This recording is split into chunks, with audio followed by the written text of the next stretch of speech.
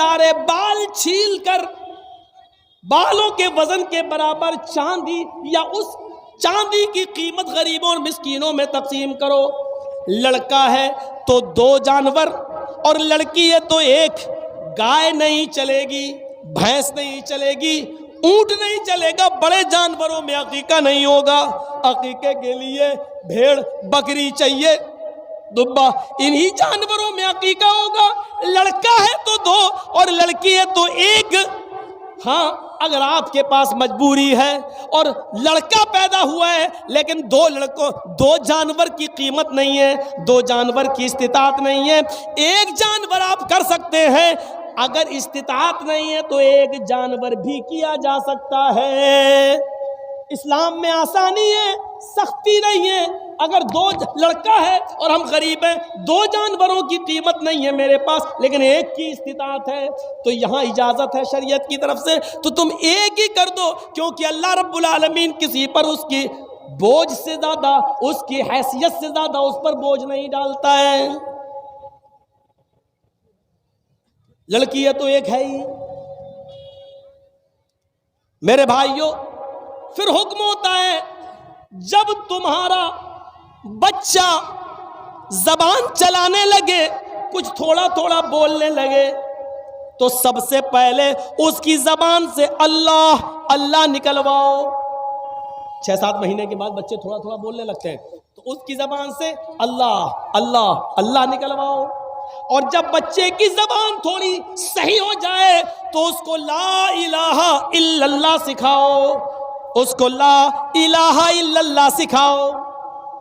ہم کیا سکھا رہے ہیں؟ 4 سال کا ہو گیا, happy birthday to you. کتنا گدھا ہے یہ باپ, اور میں گدھا کہہ دیا ہوں.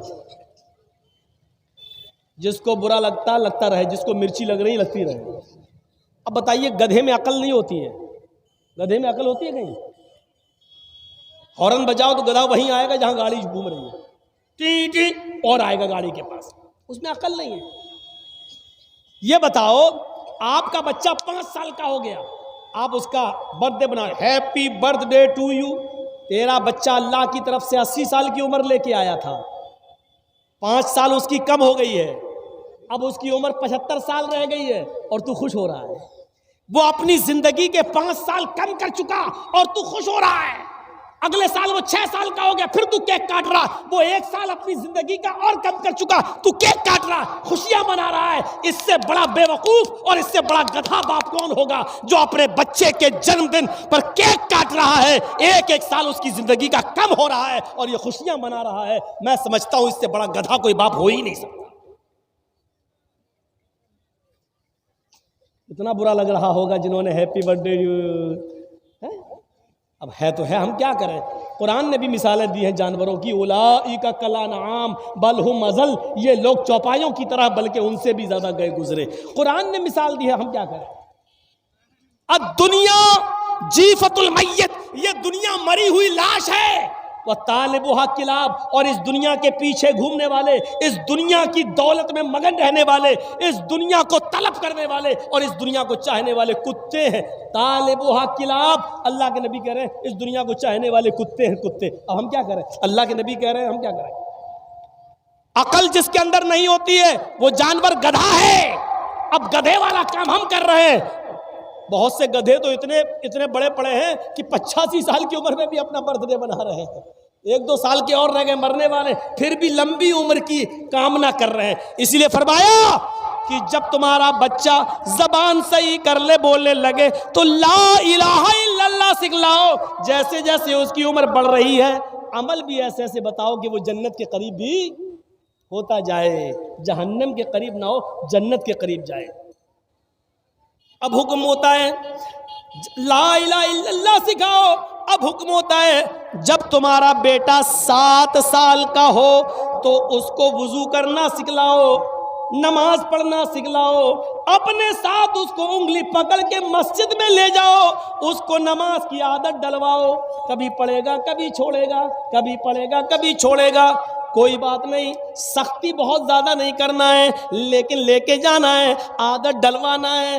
اب 3 سال تک یہ عادت ڈلواؤ، جب اس کی عمر 10 سال کی ہو جائے تو اب سختی کرو گے۔ جب وہ 10 سال کا ہو اور نماز نہ پڑھے تو پیٹ پیٹ کر، مار مار کر اس کو مسجد میں لے جاؤ۔ 10 سال کے بعد پھر نماز معاف نہیں ہے، 10 سال کا ہو جائے تو اس کو مسجد کی طرف لے جاؤ، اس کو مارو۔ 10 سال کا بیٹا نماز نہ پڑھے تو باپ مارے، 40 سال کا باپ نماز نہ پڑھے تو کون مارے؟ دادا تو مر گیا بیچارہ، وہ تو اس دنیا میں نہ رہا۔ یاد رکھو، جو 40 سال کی عمر میں باپ نماز نہیں پڑھ رہا ہے تو اس کا 10 سال کا بیٹا کیسے نماز پڑھے گا؟ یہ اولاد کے ساتھ ہمارا اسلام کے ساتھ کنیکشن کیسا ہے؟ کیا پانی اور رنگ کی طرح ہے یا پانی اور پتھر کی طرح ہے؟ ذرا تصور کریں۔ یہ اولاد کے بارے میں حکم دیا ہے، ہم ایسا کر رہے ہیں۔ 10 سال کے بعد ایک صحابیہ تھی، مسند احمد کی حدیث ہے، ایک صحابیہ تھی، ان کے گھر میں بچہ پیدا ہوا۔ جب بھی وہ پیشاب کرتا تھا، ماں پانی کا برتن لاتی تھی اور اس کی شرمگاہ پہ ڈال دیتی تھی۔ تربیت دیکھیے، پیشاب کیا، ماں نے برتن لیا اور اس کی شرمگاہ پہ ڈال دیا پانی۔ جب وہ بچہ چلنے کے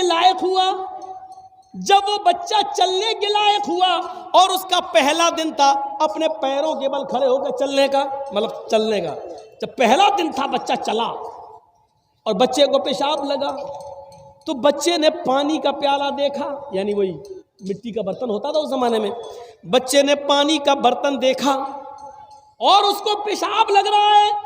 بچہ بیٹھتا ہے، پانی کا برتن دونوں ہاتھ سے اٹھاتا ہے، اس برتن میں تھوڑا پانی ہے لیکن اس بچے کو معلوم نہیں ہے، بس وہ بچہ پانی اٹھا رہا ہے۔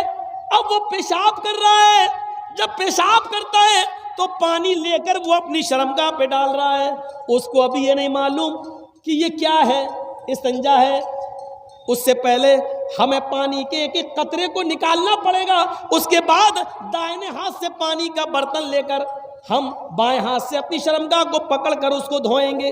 اس بچے کو یہ کچھ نہیں معلوم، اس کو صرف اتنا معلوم ہے کہ جب بھی میں پیشاب کرتا تھا میری ماں پانی ڈال دیتی تھی۔ اس بچے نے پانی کا پیالہ لیا، پیشاب زمین پر کیا اور پانی لے کر ایسے ہی ڈال رہا ہے جیسے اس کی ماں ڈالتی تھی۔ ماں اپنے بچے کے اس منظر کو دیکھ رہی ہے، ماں کی آنکھوں میں خوشی کے آنسو ہیں۔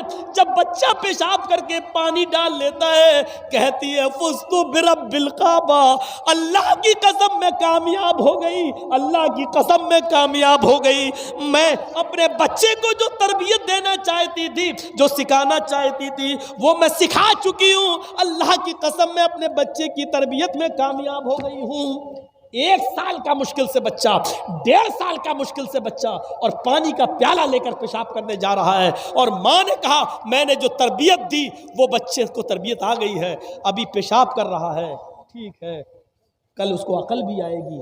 ایسی تربیت مائیں ایسی تربیت دیتی تھی۔ ایک ماں یہ تھی جس نے اپنے بچے کو یہ تربیت دی، ایک ماں وہ تھی جس نے اپنے بچے کو ڈاکو بنا دیا۔ سلطان ڈاکو کا نام سنا ہوگا آپ نے، بہت بڑا کرمنل، گنڈا، پکڑا گیا، مقدمہ چلا اور اس کو پھانسی کی سزا سنا دی گئی۔ جب پھانسی کے تختے پہ لے جایا گیا تو پوچھا گیا سلطان ڈاکو سے بتاؤ تمہاری آخری تمنا کیا ہے؟ اس نے کہا کہ میرے سامنے میری ماں کو لا کر کھڑا کر دیا جائے اور میری پھانسی میری ماں کی آنکھوں کے سامنے دی جائے۔ اس کی ماں کو لایا گیا، ماں روتے ہوئے آئی۔ سلطان ڈاکو اپنی ماں سے کہتا ماں کیوں رو رہی ہو، کیوں رو رہی ہو، یہ تو ہونا ہی تھا۔ آج میں پھانسی کے پھندے پر، پھانسی کے تختے پر تمہاری وجہ سے لٹک رہا ہوں، تم مجھے مار رہی ہو۔ پولیس والوں نے اس وقت حیرت سے پوچھا تمہاری ماں نے کیا کیا، وہ تو رو رہی بیچاری۔ کہا نہیں پولیس والوں تمہیں نہیں معلوم، جب میں 5 یا 6 سال کا تھا میری ماں نے مجھے پیسے دیے کہ ایک